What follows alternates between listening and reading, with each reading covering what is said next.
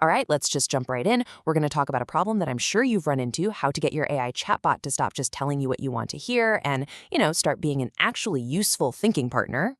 You totally know the feeling, right? You throw a half-baked idea at it, and the AI immediately goes, "That's a great approach." Or you write a paragraph that's, let's be honest, kind of mediocre, and it calls it compelling. Yeah, that's not helpful. That's just empty praise. So there's actually a technical term for this. It's called sycophancy. And the crazy thing is, it's kind of baked into how these models are trained. But, and this is the good news, most of the big AI chatbots now let you set up custom instructions. And these can help you override that default, people-pleasing behavior. So why does this even happen in the first place? Well, it comes down to how they're trained. They use human feedback, right? People literally sit there and rate responses, saying this one's better than that one. And what do we humans tend to like? We like responses that agree with us, that compliment us, and that just avoid conflict. The result? You get an AI that's optimized to feel helpful, which, as we know, isn't always the same as being helpful.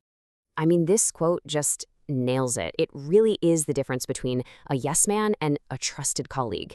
And you want the colleague, right? Someone who will give you that honest, critical feedback. So let's get into the nitty-gritty of how to actually make that happen. All right, first up, the big one, ChatGPT.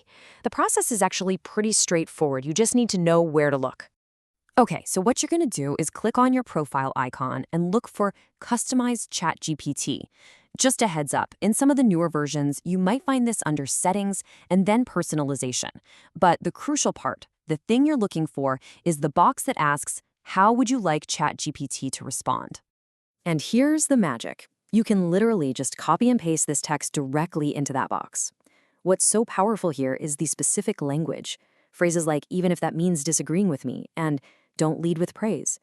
Those two instructions are designed to directly attack the most common flattery patterns. Okay, next up, Claude from Anthropic. Let's see how we can apply the same core ideas here. For Claude, you're going to look for the Profile menu, down in the bottom left corner. From there, you'll go to Settings and then Profile. And in there, you'll find a spot for Personal Preferences. That's where you tell it how you want it to talk to you. Now, Claude can be a bit more nuanced in how it takes these instructions. The phrase skip validation phrases is doing some heavy lifting here. If you've used Claude, you know it loves to start with things like great question. This instruction is super effective at just cutting that out. And finally, let's talk about Google's Gemini. The good news is it now has a proper persistent instructions feature that's available to everyone. So to find it, you'll go to the Settings and Help menu. It might be in a sidebar or one of those little hamburger menus, depending on your device. From there, you'll pick Personal Intelligence, and then you just tap into Instructions for Gemini to put in your preferences. And again, you're going to use the same kind of direct language we've been talking about. Now, one thing with the Gemini interface, it shows examples like use bullet points, which can make you think this is just for formatting. Don't be fooled. It's way more powerful than that. The key is to treat it like a behavioral contract, not just a style guide. Okay, so we've walked through the how for each platform. But now let's dig into the why, the actual principles that make these instructions work so well. You'll notice that across all three platforms, a few key phrases really move the needle. And what do they all have in common? They give the AI a clear behavioral target. See, vague stuff like just be honest doesn't really work. The model will still try to be nice and soften the critique. You have to give it explicit permission to actually push back. All right, so you've gone in and set up your preferences. Now what? How do you actually know if it's working? Well, you've got to test it. And the test is actually pretty simple. Give the AI an idea that has an obvious flaw, like a business plan with a huge hole in it or a paragraph with a really weak argument.